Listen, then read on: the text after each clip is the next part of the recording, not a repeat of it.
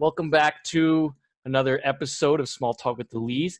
We're going to jump into the problems of historicity of the Book of Mormon as presented by DNA and archaeology today. And then we're also going to cover some of the models that the apologists or other people that want to deal with this information will go to, such as the Heartlander model, which is like I think the mound builders legends, and we also have the Mesoamerican model. And basically, to sum it up, there's some arguments that show that DNA and archaeology are bad news for people who want to say that the Book of Mormon takes place as the Lamanites as being the principal ancestors of the Native Americans that we have today. And so we've seen that view kind of change throughout time. So we're going to jump into all those models. If you've never heard anything about this stuff, I think you probably should read the Gospel Topics essays in order to kind of be familiar with what we're talking about, because all these discussions are kind of like a jump from those. So I want to get back to Greg Prince real quick, that we were showing in the last video, where he was talking about how he sees a lot of problems with this historical model of the Book of Mormon, but that doesn't stop him from viewing the Book of Mormon as scripture. And so I just wanted to frame this in that. So I'm going to share my screen here. There we go. Okay. So I'm just going to play this 2-minute clip. This is John DeLynn interviewing Greg Prince. Greg Prince is a author of the David O. McKay autobiography and the Leonard Arrington. And he's talking about his view on Mormonism as an intellectual. No, I think you have to decide which question you want to answer. Do you want to answer the question, is the Book of Mormon a literal translation of an ancient record that describes the people who lived in the Americas? Which That's is what proposition the church number claims one. it is, and what Joseph Smith claimed it was. Proposition number two is the Book of Mormon scripture?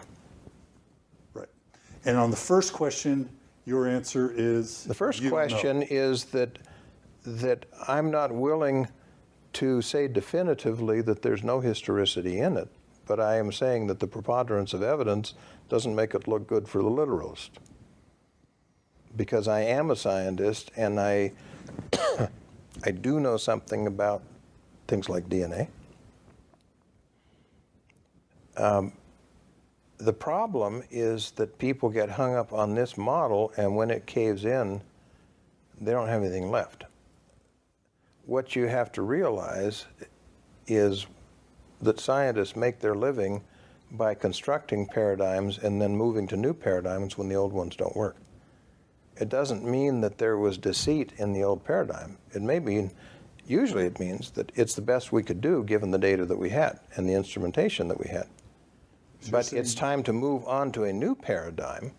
To me, the paradigm of the Book of Mormon that has been mostly neglected is to say, so don't focus so much on what you think it is, focus on what has it done. Yeah, dude, I want to comment. So last night I'm watching JP, of course. Jordan Peterson. As a nightly routine, right? Watching Jordan Peterson, and I'm watching the Piaget Maps of Meaning. I think is that part of Maps of Meaning, right? Yeah. Oh, yeah. Dude, super good, super stellar. And he's talking about the different axes, right? He's talking about the bronze axe versus the steel axe versus the chainsaw, right? And he's saying that as you're young, you have a worldview, and your worldview is much like the bronze axe, right? Like it's not false, it's useful, but it's just not as useful as like a steel axe or as a chainsaw, right? And so as your worldview becomes different, then you can view it as an instrument. So for example, he's saying look, take the textbooks of biology that we have today. In 20 years, the biology that we know is going to be taught in a different way than it was this time. There's going to be more, it's going to be a higher resolution of what we know today. And so what we know today isn't wrong, because we still, we make medicine based off of it, and it still completes, it has this function. It still does what it's supposed to. But the biology textbook that we'll have in 20 years is a more refined tool to get us towards our objective. And so I think what Greg Prince is getting at is just this, he's getting this as it's not wrong. It's just something, we're finding a more refined and a more correct way of utilizing what we have. Right. And I think that's an interesting perspective, and it's something that I'm probably willing to do. Well, to me, it's a more honest way to view the Book of Mormon. I mean, I'm not going to take away people's beliefs if they want to view it as the historical model, right? Because we talked about the different paradigms you can have in this on the gospel, like in the first episode in the series, right? But like for me, the evidence we're gonna talk about, there's hardly any evidence archaeology wise or DNA wise, like he talked about. If you want to accept that, you have to go down all these little tunnels about Mesoamerican theories or mound builder theories, and they all just decimate each other in my view. And so like, yeah, I think it's more honest or accurate model to step back and say, let's view the Book of Mormon as scripture, at least, because we can do that. And there's a lot to unpack there. And we're not doing that in this series. But well, I think also what Andre says and what Greg Prince is getting at too is that's true for Mormons, like adopting better paradigms. That's true for Mormons as it is for critics of Mormonism, because as you start pulling apart their criticisms, such as Jewish DNA and stuff like that, the assumptions that we have about Jewish DNA might not be correct, and so they need to start adopting also like a more nuanced or a better frame for approaching those types of problems. Because when it comes to DNA, you need to have like if you're going to compare DNA, you have to have like a base to compare. And so with Jewish DNA, there's already debate about what are the criteria that determines what Jewish DNA is, and that's hard. And so critics of the church have to also step back and reevaluate their paradigm and say, okay, well, it's not so clear, scientifically speaking, what constitutes Jewish DNA, or what that DNA map, so to speak, would look like. So we should be slower to make assumptions about DNA comparisons, right? Because we're not sure what we're comparing yet. yeah. So, well, let's just actually, because we just jumped into the issues, so that we don't confuse people, let's go through what are some of the main points in the arguments about, let's start with archaeology, actually, Andre, or whatever you wanted to start with. Yeah. So I kind of just, wanted to talk about the really difficulties of DNA evidence, right? A really good place to look, just like if you're watching or like just us having the discussion, I really think that they did a really good job on the gospel topics essay. I was thinking founder's effect, but I didn't even think about like genetic drift and stuff like that. So I'll just kind of really quickly like lay out what they are. So founder's effect is this idea that if I go from my population, let's say that there's a bunch of diversity in my population, and I say, hey, you know what, I'm going to take an airplane and I'm going to repopulate, or I'm going to just populate like this island. Everyone in that island is going to have part of my DNA because I decided to go over there, right? And so it's all going to sprout from me. And so it's going to have my ancestors and things like that. And so it's this way of like segregating DNA, right? And then there's another one that's genetic drift. But I want to they actually say something really good in the article.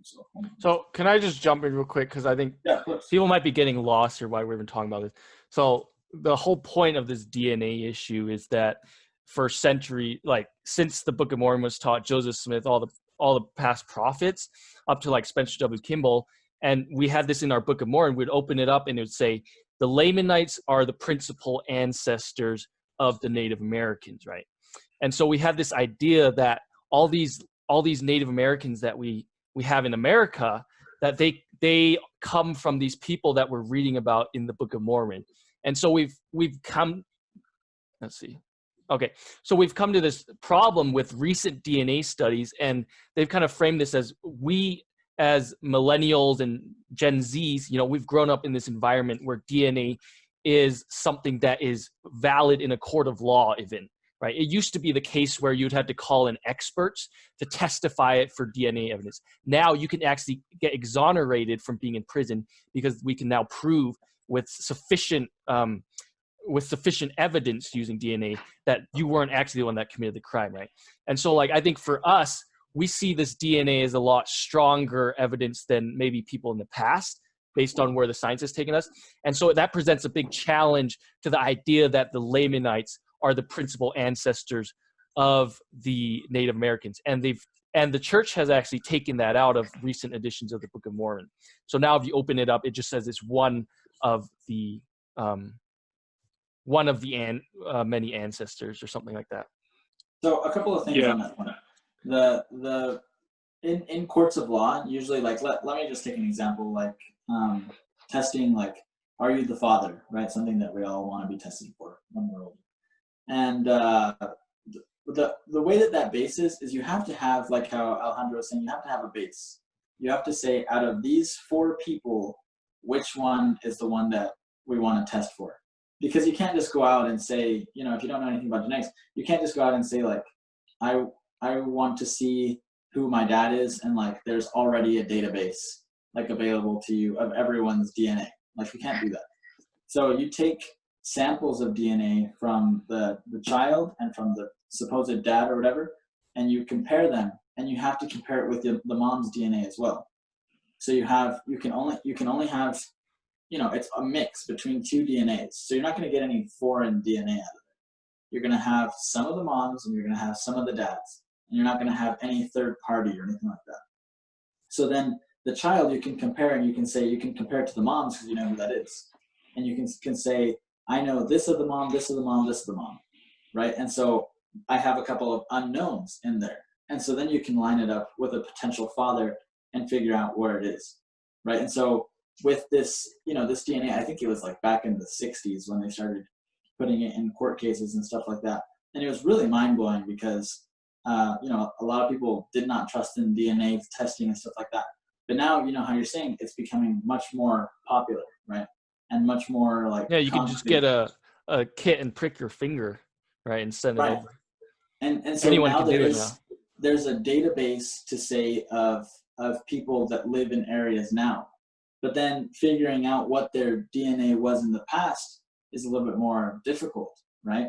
And so you make assumptions, and these assumptions are where we get into trouble. And that's kind of what I want to say with this. Okay. Is that you have to have databases and previous knowledge, and when you don't have those things, the assumption that you get into can create problems.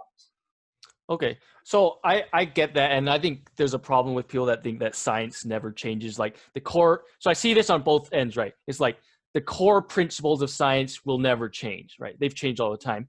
And then there's people on the religious side, they're like, the core principles of the church will never change. And then you look at history, they've changed all the time. So I understand that. But what I'm wondering, because I'm very skeptical when it comes to talking about DNA evidence in the Book of Mormon, when someone's trying to argue that, hey, like, these are weak assumptions or these are tentative conclusions. And so, like, for me, hearing that just sounds like, hey, like, we got something to defend here. And the only way we can do it is just to question the entire model of all the DNA, or like 99% of geneticists who are talking about, who know anything about Native American history, because if you combine it with the archaeology and the DNA studies, you seem to it hasn't been a contentious point that there has been no evidence of Middle Eastern people coming to the Americas. So I kind of get skeptical when I hear arguments like that.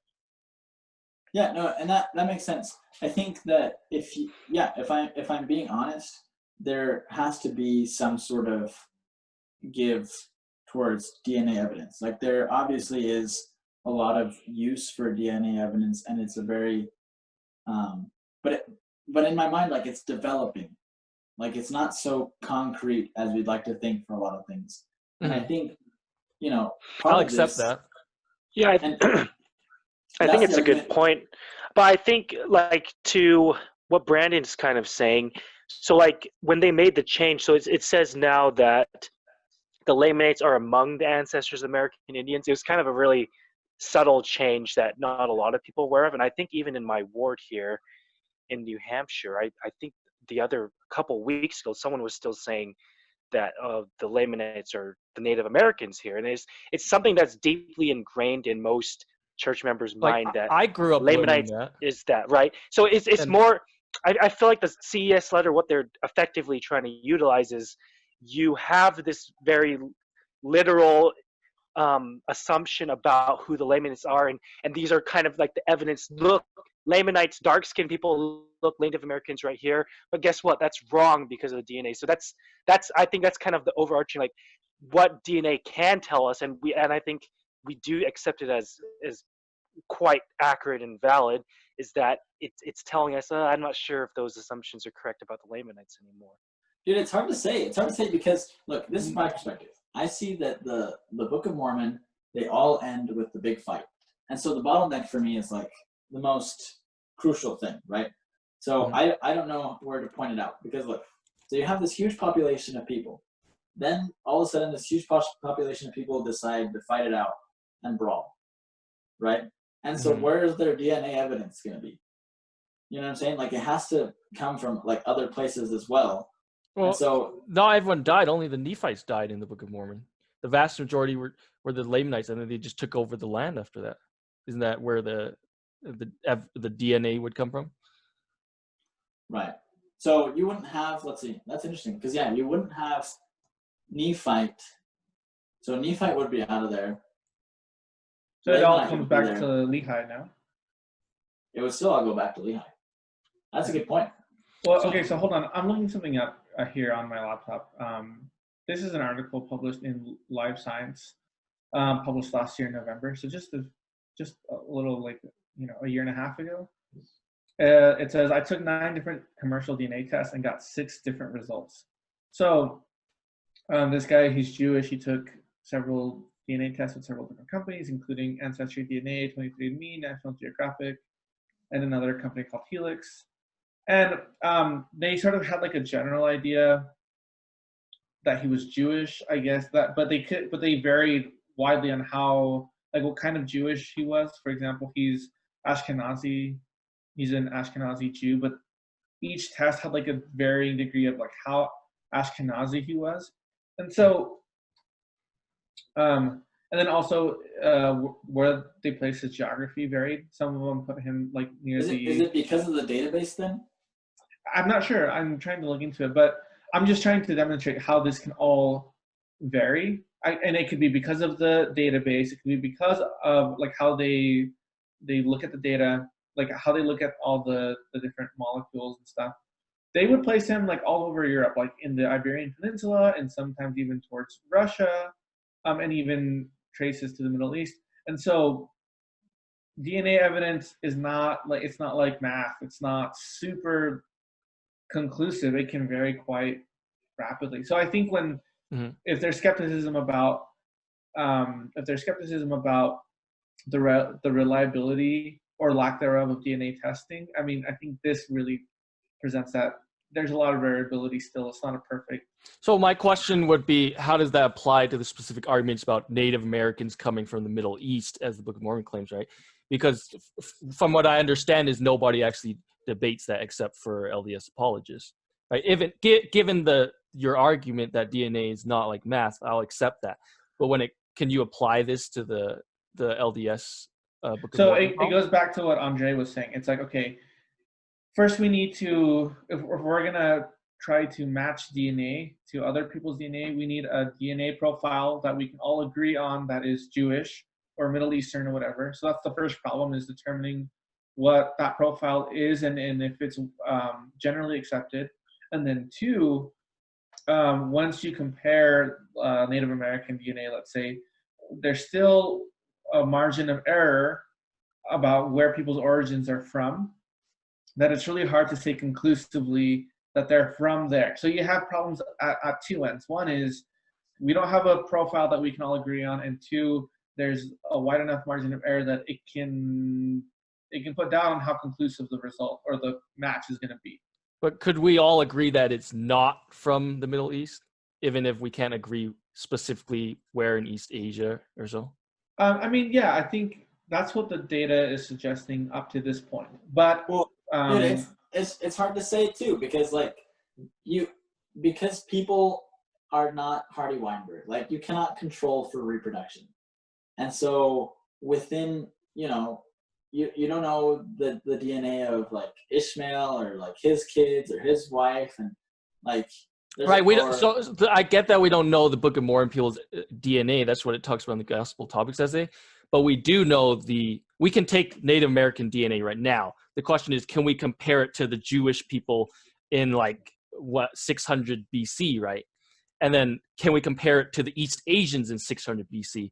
And then those results seem to say that, hey, the East Asians in 600 BC, actually passed way before 600 BC, match the DNA in the Native Americans that we can test today. So the argument that I've heard for the Book of Mormon is that, hey, like the DNA studies are really strong and they show that, yeah, there's no evidence of Middle Eastern people coming here. But the argument that we can use is to use this limited expansion and say, hey, you know what? We can't conclude either way that the Book of Mormon people are related to Middle Eastern people or not, because we don't know who the Book of Mormon people are. And so there's just no way to test it. That's the only argument I've actually heard from the apologists. Well, I've heard other arguments too. If you go back to who are the principal ancestors of the Native Americans, people make arguments that Lehi and his clan weren't the only ones there. And so it can be the case that there is this, like you said earlier, there's the land bridge migration from East Asia. That's predominantly the Native Americans. And then you have like a small group. Right, but it's 99.9% according to the DNA people.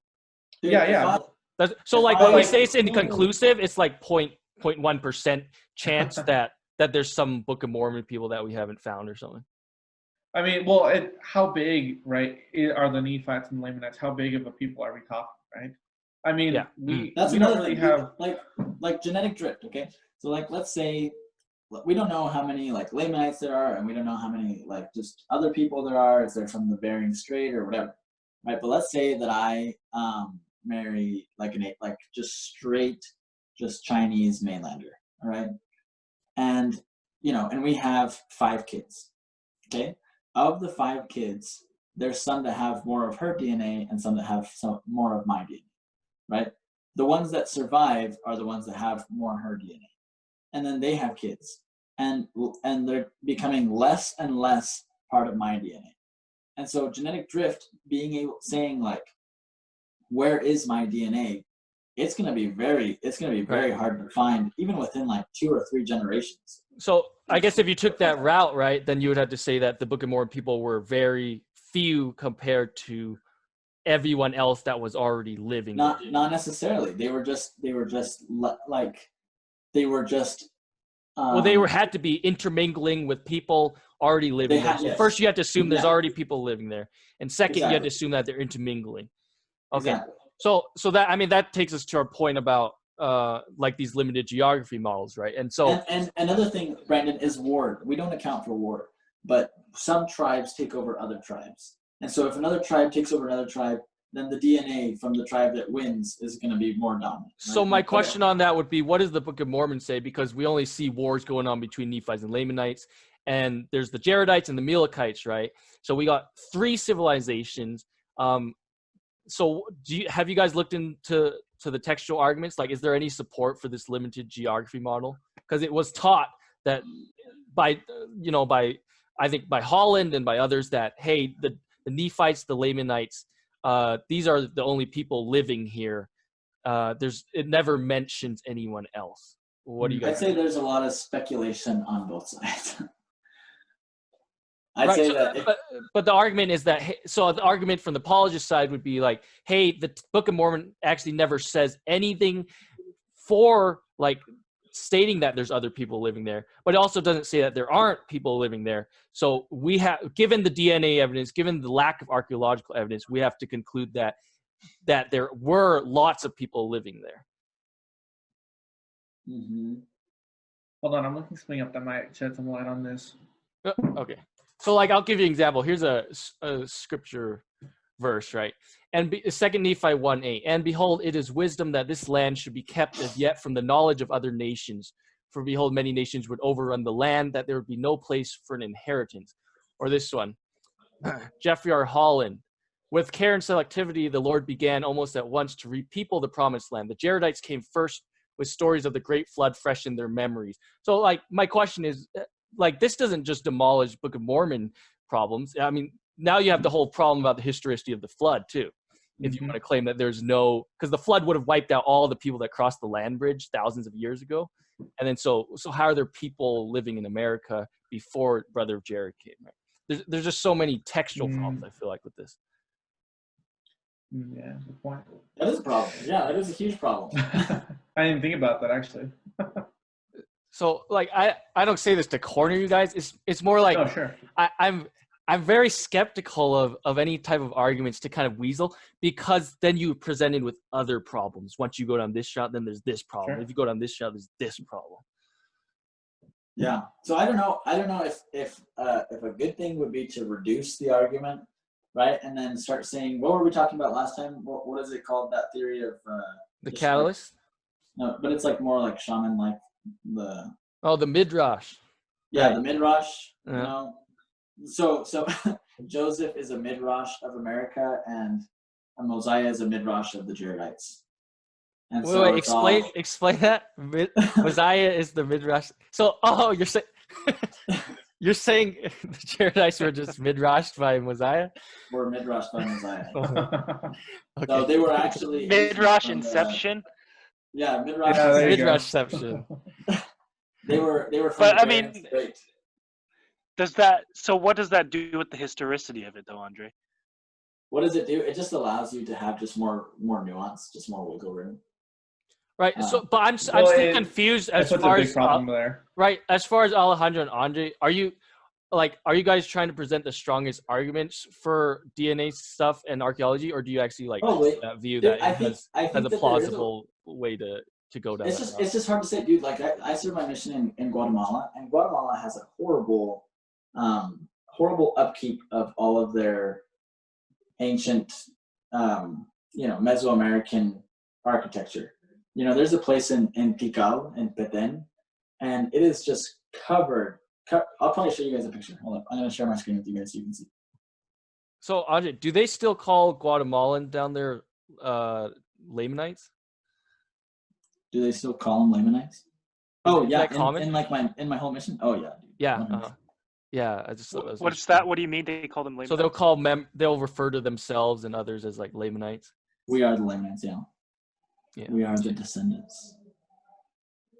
Hold up, dude. I gotta find a really good picture. Is this you debating protesters at Temple Square? What's that? This picture of you? That's the picture he's sharing with us. You and Kwaku? No, dude. Dude, that's what I'm bummed out about this coronavirus thing. No one's gonna be able to go to conference, and we're not gonna be able to debate people. Dude, how do I share my screen on this? Oh, here it is. So here we There you go. go. Yeah, you're good. All right. Dude, so I just typed in uncovering. This is let's see. So this one, dude. This pyramid is huge. They say that this pyramid is bigger than the pyramids of Egypt. And it is just completely covered up by just brush and stuff like that. And so all these places that you think are just little mountains are like cities. Mm-hmm. And so, yeah. So, dude, what the heck? That's just crazy. Anyway. Well, so yeah, it's super cool to go visit down there. What I'm trying to get at is that there's, can you see me now? Okay. What I'm trying to get at is the amount of things that we know about Mesoamerica is still really small. Yeah, so I've heard the thing. So there's 1% of all archaeological digs have been dug. So here's what was kind of I guess the reason why my intuition goes against that type of argument is from looking at the history of archaeology and the Book of Mormon. So I'll just sum it up as this. So the church used to BYU, I think, would pay thousands and thousands of dollars to this one organization. I think it was New World Archaeology or something like that foundation, NWAF, and they would hire people to go down into Mesoamerica. So these were the Mesoamerican model people. Huh? I've seen their videos. Yeah, so they actually did amazing scholarship. They were legit archaeologists. They did good work. They found interesting digs that actually had tons of stuff from back hundreds and hundreds of years ago from Native Americans and civilizations. And then the problem was none of their work actually showed any support for any type of Book of Mormon stuff. So like they were going out and they had like metal detectors and they were looking for golden plates and stuff. And like they came. What do you mean? They did find. I remember watching the videos. And so they have. Find, what did they find? They found gold. I don't remember. I think they found brass as well. They found gold plates, brass plates, with writings on them. A lot of different like gold-shaped artifacts and things like that. They found in the pyramids. They talked about how they had baptismal fonts and things like that, and there were wall writings. Wait, pyramids? Like what pyramids? They have like I think it's the Hagwada. Let me find it. So I've only heard them find plates with writings on them in the Middle East. I've never heard anything about North America having such things, because the church actually ended up stopped sponsoring this organization. Like if you look at the history, the guy that was in there, this is all on Wikipedia. If you look up archaeology in the Book of Mormon, there's this guy, he was LDS, and he said he wrote a letter and he said it would take 10 to 15 years for us to start finding these Book of Mormon sites. And 10 to 15 years passed, and people wanted to know what his response was, and he says, I'm sorely disappointed, and there's nothing. And this guy ended up leaving the church even, because the general nature that I've found, so if you listen to Michael Coe, who's an archaeologist, he talks about all the LDS people he knows. He talks about how great they are and how good scholars they are at archaeology. Like they're legit archaeologists. But the problem is they can't reconcile. They're like, just imagine you're out there digging day after day after day, and you don't find anything about these huge fortifications or these names in the Book of Mormon, like what thou do your testament. But think about it, like if they did, I might be skeptical as well. You know what I'm saying? Like, so a lot of times, even if they found something, you still don't prove anything by that, right? I just think that a lot of times with grants and things like that, it's hard to say. And I think there was like the case. I'd have to look more into it, but I heard a really bad article that was really trashing the guy who found the Lucy skeleton. Do you guys know what I'm talking about? The lost link. And so he was on a grant from some university in England, and he was trying to find the missing link. And so he went to Ethiopia and was digging up in Ethiopia for a while, and his grant was going to run out. And then all of a sudden he found, this skeleton, and then 2 miles away found like another skeleton, and put them together and was like, hey, this is Lucy, this is the missing link. So, they tell the story like that, and it really trashes, that whole discovery, and puts a lot of skepticism. So, I mean, just with archaeological finds, I'm not saying that they're worthless. I'm just saying that sometimes when you find what you're supposed to, then, there's a little bit of skepticism there as well. Mm-hmm. Oh, yeah. If we're talking about tentativeness, I think archaeology is a lot more tentative than the DNA stuff, let's say. So is there anything else on the DNA archaeology? I wanted to share this picture with you guys. This is like people in Guatemala talk about this all the time. I think it's so funny. Here, I'll show you. Share my screen.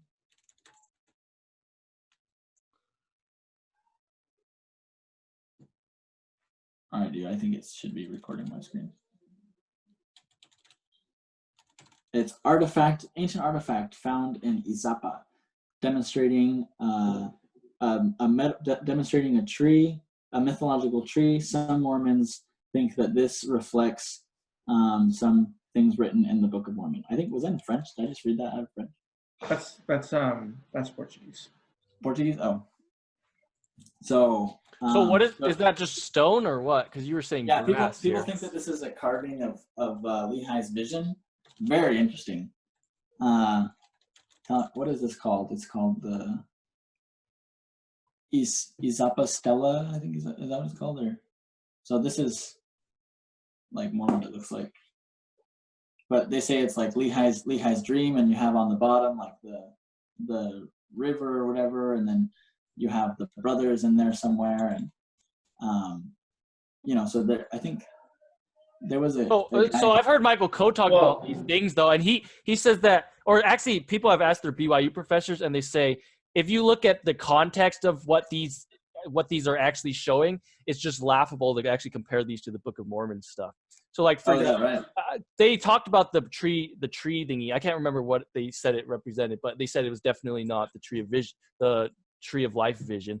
There's the white like the white god that comes down, and the guy's Yeah. actually like once you look into it, he has nothing to do with Jesus. He's actually some guy like can't remember his name. It's like Snake Cougar or something. And yeah. Okay. So like I don't see a lot of I don't see a Well, lot okay, of hold on. claim So to them.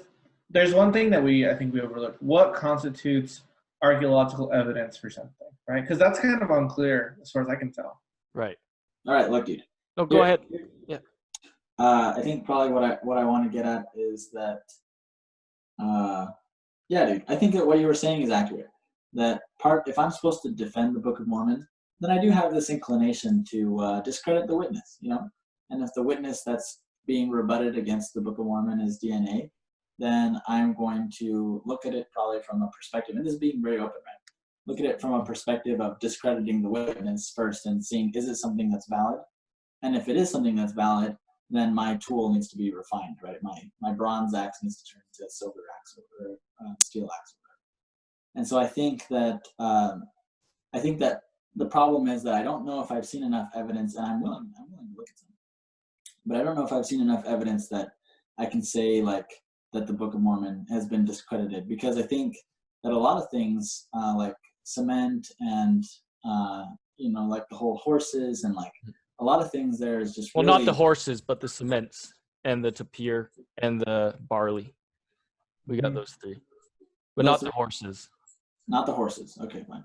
So I think that there's quite a few things there that I think just need to be looked at a little bit more. I think only time will tell, and that's kind of been my position with a lot of this argument with the CES letter. That are good points. You know, I think that this is a good thing to talk about, and I think that we should talk about. I think a lot of it is just like we have to, wait and see, evaluate the evidence, and kind of go from there. But I'm willing to reduce it down, and I think that it would be a little bit. I don't know exactly how I would feel about it, but I'm willing to reduce a little bit to Greg Prince's perspective. Interesting. Yeah. Dude. Sweet. Thanks for joining us, Andre. Okay. We appreciate it. Yeah, all right. So that sucks because whatever I say now, Andre can't respond to. So I appreciate Andre's honesty, because like we really did invite him over as like the Daniel Peterson paradigm, in the first place. So I that's just what I expected him to do. So that surprised me that he said that he would be willing to reduce his view down to Greg Prince. So props to that, and I think I've come off as a little contentious in this episode. and it's because I find a lot of frustration with these arguments. So like I'll just say this is what Ferguson, the New World Archaeology guy, said. He said in his letter that he wrote to Christian scholar Hal Hoogie, questioning him on the progress that had been made. And he said, 10 years have passed. I had sincerely hoped that Book of Mormon cities would be positively identified within 10 years, and time has proved me wrong in my anticipation. That was back in 1972. Fast forward 50 years, we still have, you can throw out little things like the tree of life thing or the white Jesus type, but there's nothing that has been solid enough to say that Ferguson was wrong back then, and time has showed that, here's the proof, right? And so the problem with waiting is I think illustrated by that letter. Does that make sense? Yeah, well, it's not an argument. You can't say like, oh well, it hasn't been discovered 100%, therefore your argument is invalid. Like that's not good arguing. But you see what I'm saying, right? Like it's like there's this frustration with and you see this with like, hey, like for gay people, it's like, hey, just wait till the next life, you'll be okay. Oh yeah, I agree with that. I think that's a massacre of the word faith and the actual beauty of faith, and that's kind of what has been a disconnect for me, at least growing up, hearing faith used in this way. Yeah, I think it's just an odd argument. It's kind of similar when I was in China and missionaries would like show you this Chinese character and say, hey, look, this is the character for lamb and this is the character for you. That means it's the lamb coming to you. Therefore, like ancient Chinese people were also once like members Christian. of the true restored church or Christian, whatever, right? Yeah. And Right. They it's got just the like Noah's there's Ark these with the people. bizarre, the Noah's Ark for a boat, right? But they have these bizarre things that they try to stuff into it, and then when there's actual evidence that I think is reliable, such as DNA evidence, then no bump on it, and then they start to say, well, why don't we just wait for it? So those arguments aren't satisfactory for me. Right.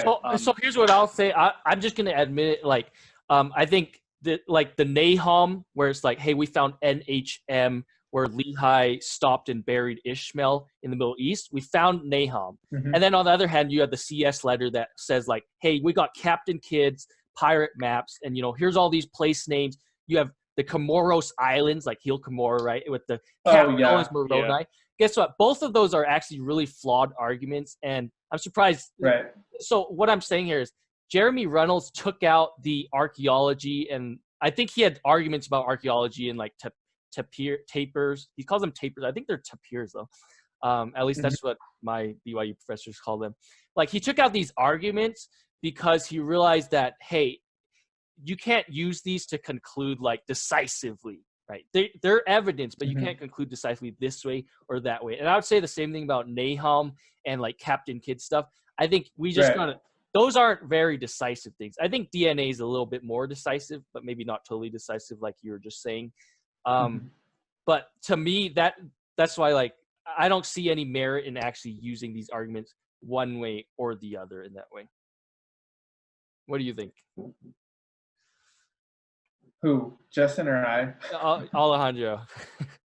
Man, it's hard to say because I see where people want to hold on to the DNA thing because it's it's objective, it's scientific, it in a way, if you can prove that there's DNA evidence for Book of Mormon people, then I mean that's like the nail in the coffin. Everything else pretty much follows in suit.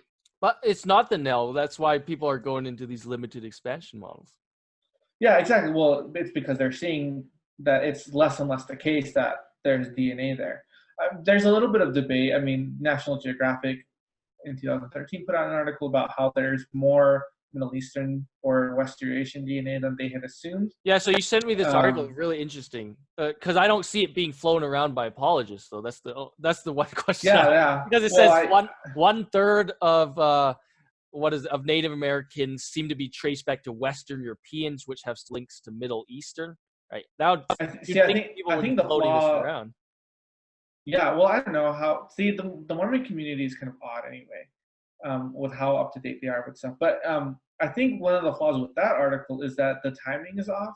I think there is that Jewish DNA in there, but it came in at a period of time that wasn't 600 BC or whatever, and so that's why people aren't. Oh, okay, I see. I think I haven't read the whole article, but I think. So I mean that's the same argument about horses, right? It's like we found horses, right. Whoa, but then they were like thousands of years ago, like not thousands of years ago, right? So there's like, and that kind of seems to be the flow of like anyone looking for evidence is like woo, and then woo. Yeah. Up. I don't know. And so that's why I don't put any like water in any of these because I just looking at the history. So could someone? I just don't know a lot. I can kind of guess what some of these models are just from talking to some people, but could someone kind of just give a succinct summary of what like the Heartland model is, the Mountain Builder model, Mesoamerican model, those things are that people will use in place of when confronted with the DNA evidence? Right, because once you say that, hey, if the Native Americans aren't from Jerusalem, let's say, then like that means the Lamanites had to be very small, like either in Mesoamerica, either in Mexico, South America, New York, right? So Alejandro, do you want to take that? What was the question? Do you want to you just get a summary, like a really brief summary of each one of those models that people will usually jump to? For such geography? as the Heartland model. Yeah, geography. Those different. Oh, okay, yeah. So the big debate is, I guess succinctly put, is the two Cumorah model. Basically, there's the debate between where did the Mormon geography, the Book of Mormon geography, stretch all the way up to North America, and then the Hill Cumorah is located more towards like New York and where Joseph Smith found the plates, or did it stick around to mostly like Central and South America? And those are the big debates that people are having, and not only debates among critics of the church, but also within Mormons themselves. Right. So, at BYU, you got like all the Mesoamericans, and they hate the Heartlanders. The Heartlanders hate the Mesoamericans. And they just argue and argue all day long. Yeah, but neither of them find any archaeological evidence. Yeah. So what do they usually base their arguments on? Right. So they're basing what Andre showed us. Well, not just that, but they're using it on cues from the text, right? Okay. It's mostly like textual criticism and higher criticism. So that narrow neck of land that talks about in the Book of Mormon. So there's this argument. People want to put it like the natural thing to do would be say Panama because it's really thin at the Canal of Panama. The only problem is for some reason that doesn't work. And so nobody actually tries to argue that it's the Panama thing. They have to relocate it. I don't know why, but the Mesoamericans relocate it to be this isthmus of it's like it starts with a T. It's like a really long word. And so they try to relocate this place. Dan Vogel's pointed out problems with all these Tehuantepec. So Dan Vogel's pointed out problems with like, hey, that's hundreds of miles wide. Like they wouldn't have known there's a neck of land and like this narrow pass. There's no narrow pass there. Yeah. You have the problem with the two Cumorahs. Do you want to? Could you talk about that a little bit, like the two Cumorahs thing, Alejandro? Yeah, I'll do my best. The two Cumorahs thing. I mean, I don't know that much about it. I mean, I know I can reduce it to saying it just goes back to the Heartland model where things just migrated up north. I really don't know much about it. I do know that like when the pioneers were traveling further and further west, issues like Zelf and stuff like that tend to put a hole or a stick in the spokes of like the Mesoamerican model or even the Heartland model because they don't know where these people were. Well, okay, so my understanding of the two Cumorahs is Joseph Smith found the plates like in the woods in New York behind his house in New York, right? Yeah. And he claimed that like the Moroni buried the plates soon after he died, or I mean before he died. Yeah. And he was battling on the Hill Cumorah. Okay, so the natural thing, which is what Joseph Smith and all these prophets in the past have said, is that hey, the Hill Cumorah was in Joseph Smith's backyard. Joseph Smith, God guided him to grow up there, and he found the plates basically right there. But then here you have the Mesoamerican theories, which hate the Heartlanders, who say that it all took place in New York. And they say, hey, there must have been two Hill Cumorahs, and they just happened to have the same name. And the great battle where the Nephites died, were down in Mesoamerica, But here's another hill, which Moroni walked across the terrain as he was running away. And he walked all the way to New York, and then he deposited the plates there. Or he flew like as an angel or something, right? So there's the two. Like people take these things seriously. Like I'm not even saying this as a joke. That's literally their argument. Is, hey, someone can run across America in like three months or something. I don't remember how long, but like it's doable. So and carrying plates, if they're buff enough, they could do it. That's kind of the argument. Yeah. And so I don't know what the Heartlanders have is. Yeah. Yeah, I think the Heartlanders have a harder time because they're trying to place all of the Book of Mormon, well, not all of them, but the majority of Book of Mormon events, the nations, the wars, the divisions, Christ's coming, all in North America. And that I mean, if there isn't archaeological evidence for stuff in South America, there definitely isn't any in North America. Right, in the U.S. So that's the problem, right? The Heartlanders have it consistent with the past prophets' interpretation. They have it consistent with the Hill Cumorah thing, right? There's just one Hill Cumorah. It'd be weird to have two. And they have it consistent with the mound builder myths, which is like there's these Jewish, I think Middle Eastern people that arrived in South America. They built great civilizations migrating up north, and they eventually ended in around New York and the Great Plain, the Great Waters or whatever, and they got wiped out, right? So that's actually super consistent with the mound builder myths, right? There's actually no historicity for that. There's no archaeology for that. And so that's the problem with the Heartlanders. And then you have the Mesoamericans theory that take the archaeology evidence really strong. So they have to relocate it back down to Mesoamerica. But then you get the two Cumorahs problem. But apparently they don't think that's a big problem for them. Right. So I think the church right now is sticking more towards the South American model. And there's like a small group of bloggers that are just diehard Mhm. Heartland people. But I'm trying to think how relevant it is to actual like geography and archaeology of the Book of Mormon. I think what people are hoping, right? What people are hoping is, like Andre mentioned earlier, only like 1 or 2% of all Archaeological digs have archaeological, been found. right? And so, and they're using more sophisticated technology to discover huge cities and temples and stuff like Mhm. that using lasers in South America I would say hidden they're underneath hoping for jungles. that, but from what I heard from the Michael Coe interview is that no Yeah. LDS archaeologists actually like talk about this publicly, and they don't sponsor any more of these Yeah. digs anymore, because when they see newbies come out, like you'll see newbies come out and they'll bring metal detectors, and these LDS archaeologists will just laugh because they're like, yeah, you're not going to get anything done with that. But I think they are secretly hoping Yeah. I mean, I to think find something. that's the what I see in the church is people are like they're sort of not they have it at arm's length and they're hoping that like over time it's gonna resolve itself. But I don't I don't I don't know how like don't put too many eggs in that basket, I guess is what I'm saying. I'll say so. I like Yeah. this fair chart, Justin and Alejandro. So there's this argument Jim Bennett makes with anachronisms. So this is Okay. another part that C.S. Ledger took out, right? But and here's the reason, I think, because it's actually a cool, kind of interesting argument. Is most frauds, if it was a non-historical work, let's say, then they would have more and more anachronisms as time went by. With the Book of Mormon, it turns out you had anachronisms in the 19th century, and now there's less anachronisms. So Fair Mormon has this chart of like 60-ish different anachronisms, let's say. So like cement we were talking about, or horses, or donkeys, or palaces, fortifications, blah, blah, blah, human sacrifice, right? And they have this chart, and it's like 1842, 86% of those were unconfirmed, or in other words, anachronisms. Now in 2005, only 25% are unconfirmed and 17% are undetermined. So that went down from like 80% to, let's say, like 30% ish. So that's an interesting argument, right? And so I think that's what's kind of filling this hope, or this wish that this will just resolve. It will eventually be found. So I'll give them that credit, right, where it's due. I think that's a valid point.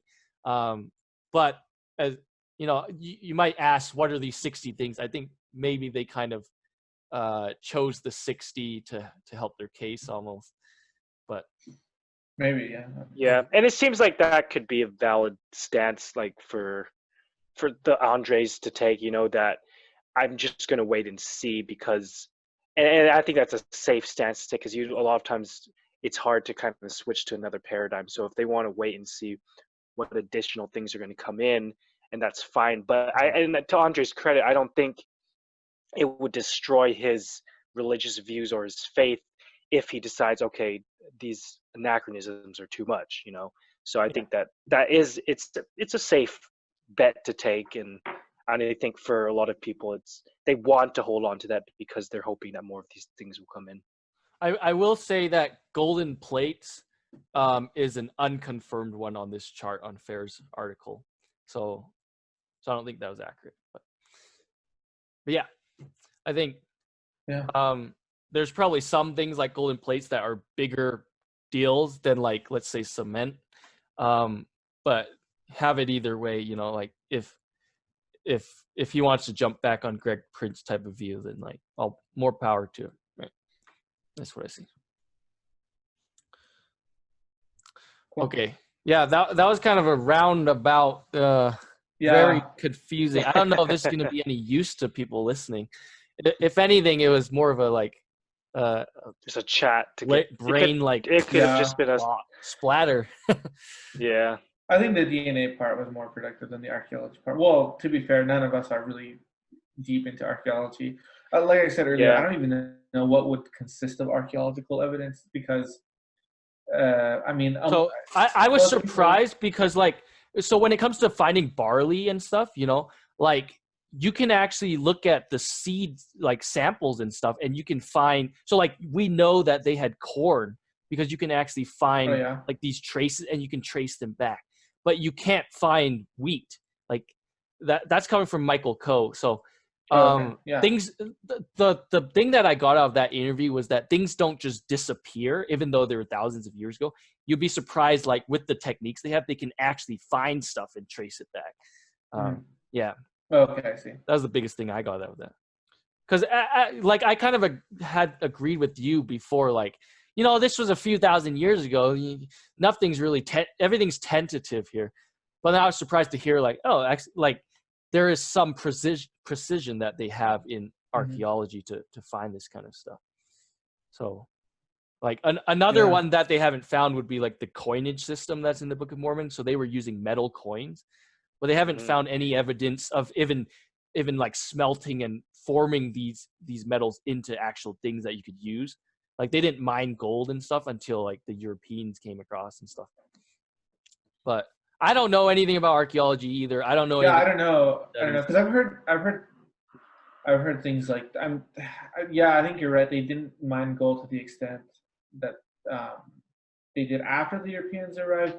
I think they still had some, but they didn't mine it as much. I think Michael Coe said there's like very, very few. There was some mining, but there was no use of coinage, because coinage would be something you'd see spread across, right? That's something. Yeah, exactly.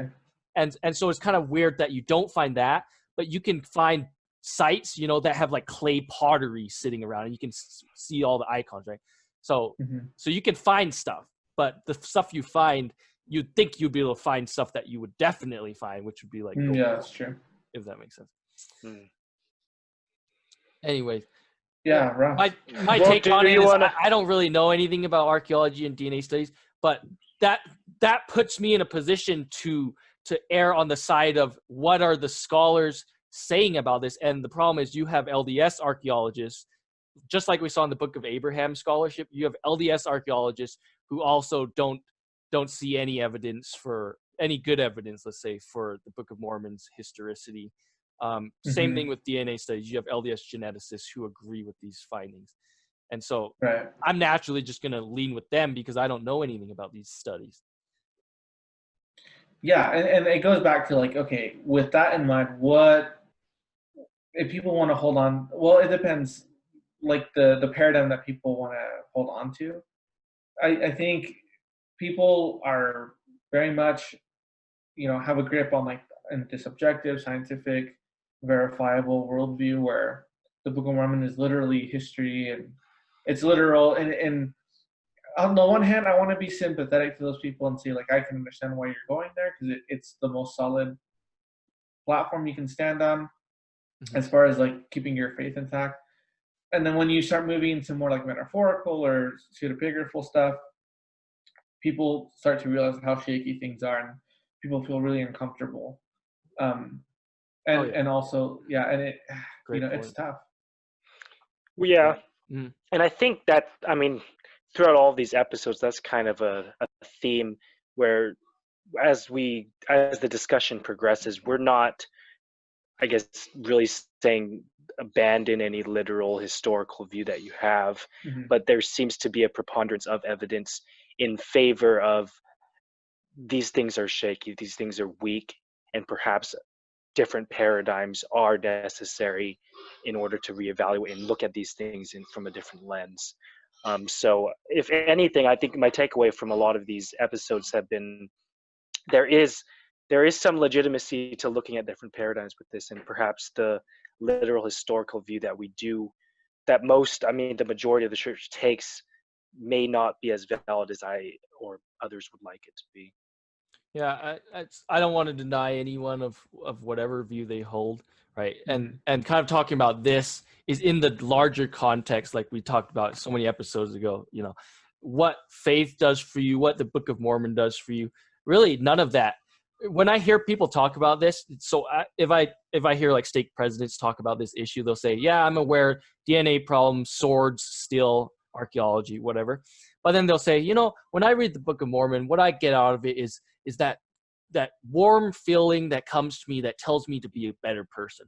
And so, like, I hear that and I say, great, like, I totally agree with you on that. It's just that there's absolutely no connection to the historical nature of the Book of Mormon and it giving you warm feelings and telling you to be a good person. And for critics of the church, they're going to minimize that and say, oh yeah, warm feelings, being a good person, right? But like for me, that's everything that the church and the gospel represents, right? So I'm gonna maximize on that, but I want to be intellectually honest and say, you know what, I don't see compelling evidence for the historical model when it comes to archaeology. Not just, you know, archaeology and DNA, I actually don't know much about. We're going to talk about Deutero-Isaiah, and we're going to talk about like King James Version errors. I think the main reason why I hold this view is because of the Book of Abraham that we spent 3 episodes covering. Oh yeah. Why we spent 3 episodes covering is because, just like Greg Prince says, look, we know that it's not a translation of any type of. Abraham doesn't show up on the papyri, and so it's likely that Nephi and Lehi never show up on these, let's say, these ancient plates if they exist, right? And so that's kind of my view on it. But I think there's a lot to find value in the Book of Mormon, and I'm not just saying that to move goalposts.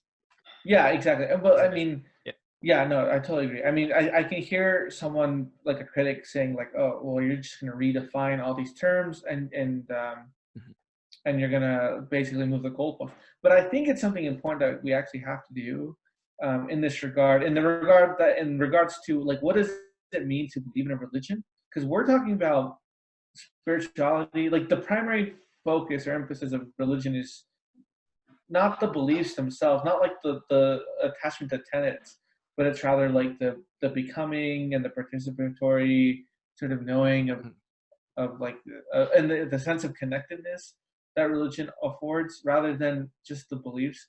See, let's assume for a second that the critics are right about every piece of anachronisms and all their criticisms are correct, right?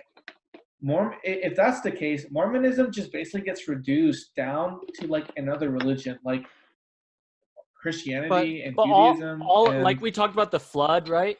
Yeah. All the religions, the Judeo, the Christian, I think even the Islam, I think they use that, right? All of those are in danger on the literal side when it comes to talking about the flood and Jonah and the ark, let's say, and all those stories, right? And so I think what LDS people do is when you start, pointing out just evidence, I guess, let's say, you feel attacked. And so you want to lash and you say, no, that's not true. Kind of like we were discussing earlier. Right. But the thing is, hey, look, we're not the only ones being picked on here. Like every single Judeo-Christian person is presented with these set of problems with the historical nature of their scriptural text when we examine this. Well, that's the thing is Mormon feel better, I guess, because we have this persecution complex that kind of, yeah. I mean, Mormon apologetics sort of arose attempting to answer other Christians, right? Right, like the evangelicals. Yeah, like for the past 100 years, we've been trying to prove how Christian we are, and with the name change from Mormons to Church of Jesus Christ Latter-day Saints, we're trying to be evangelicals. Yeah, or something like that. And it's like, okay, well, let's say you take the evangelical position, you're still left with a bazillion problems with the historicity of the Bible and God and everything. So and you see like Sandra Tanner, like one of the greatest critics of Mormonism, but she went from Mormonism to evangelicalism, and she doesn't notice any of the historical problems with, let's say, the historical Jesus or the Old Testament myth. Right. I mean, so she's saying that there isn't any problem with that. But she never talks about them, as far as I'm aware of. I mean, I don't listen to her a lot, but yeah, I mean, to me, that's intellectually dishonest. Exactly. That's the claim laid against Mormons. Tend to see this as, hey, you're arguing that we're not Christians, right? They hear this thing about DNA and something that's like, oh, you're arguing that we're not Christians or something like that, or we don't have a good enough religion, and it's like, no, we're actually not arguing that, because all the Christians have to face this problem. Are implicated. Yeah. Right. Yeah. So what that means is, if you're going to believe in a religion, right, you have to figure out, what does that actually mean for you? Because you're going to run into these problems no matter what. And yeah, I mean, they're big problems. If you take the position that religion is a historical, scientific, like enterprise, then you're gonna run into a bunch of limitations. And I think that is the paradigm goes. Sorry, just to finish, and I'll let you. Yeah, Justin, yeah. Sorry. So as far as the paradigm goes, we have to really take a look at what is a religion, what is its function, what does it actually do, and what's our relationship to it, because that's really what's gonna change the paradigm for us. Yes. Yeah, and I think just to that, I think a lot of people do just view religion as an archaic description of the world that's been brought into our modern day, and we're still going to use it because we don't know how to completely describe the world.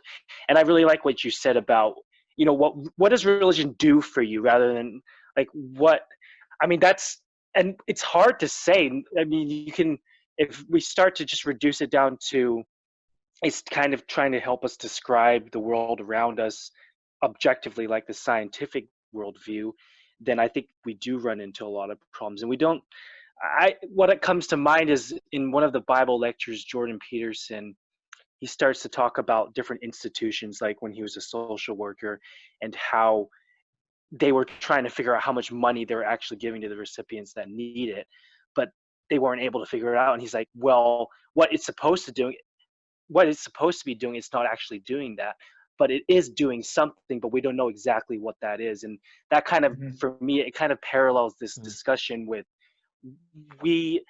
religion. It's not describing something historically. Does that mean we just throw the whole thing away? Or is it doing something else that we can't quite put our finger on yet, but it actually has a lot of value? And I think that's something that I would like to hash out more. Yeah, and I've said this so many times, like, this podcast its focus is narrow. We're just talking about CES letters stuff, or the stuff that they took out, or the stuff that they should have included. And like, this whole thing is just one subset of the question of, we're arguing against evangelicals, let's say here, but like, the real question is, what is religion? What is God? What is faith? And those are much bigger questions that every Christian or Jew or Muslim or Hindu, I don't want to leave anyone out, but everyone deals with these questions. Buddhist, atheists, Taoist, and so I think the real debate the interesting debate that should be taking place here is the atheist and the, let's say, the Jordan Peterson type guy, or if you can throw in the young Earth guys. It's fun to watch these guys hamming out. Like, honestly, yeah. So like, when it comes to DNA and archaeology, I just kind of see this as like, when you watch apologists battle over this, it's like watching young Earth creationist people battle with who's that so-called scientist, the Bill Nye guy. It's like watching that turn out. It's just not very. First of all, it's not very interesting, and if you've listened to this episode all the way, I'm surprised, to be honest, if you're still there. Okay. And second of all, it just doesn't reflect on the true nature of faith. And of course, the obvious question is, what's the true nature of faith? And I would argue it has nothing to do with historicity. So yeah, that's interesting. It makes me think of, like, on my mission, I would have companions talk about what's his name, Richard Dawkins. Yeah, Richard Dawkins, how he, like, in his book The God Illusion, he talks about how he conducted experiments with cancer patients and had, like, one subgroup pray for them, and then another one don't pray for them, and then kind of see how well they recovered. And I mean, of course, like, yeah, like, that'd be kind of ridiculous to assume that you'd be able to confine it to that and see. And I think, of course, I might think of, well, Richard Dawkins is right, of course, if we're going to think that we can scientifically test something such as that, but it totally strips it of any metaphysical elements or anything of faith that is devoid of the actual experience that you have while you're going through and acting out this religious set of beliefs. But all right, okay, I think we'll end our discussion here. I'm more excited for next week's episode. I had a lot of fun researching this Deutero-Isaiah thing, just because growing up as someone who's read the Book of Mormon so many times, you actually know what the arguments are talking about, right? Unlike archaeology and DNA studies, like, we get to look at the Isaiah verses. So that'll be fun. So tune in for everyone to sleep. Yeah. Don't be driving while listening to these.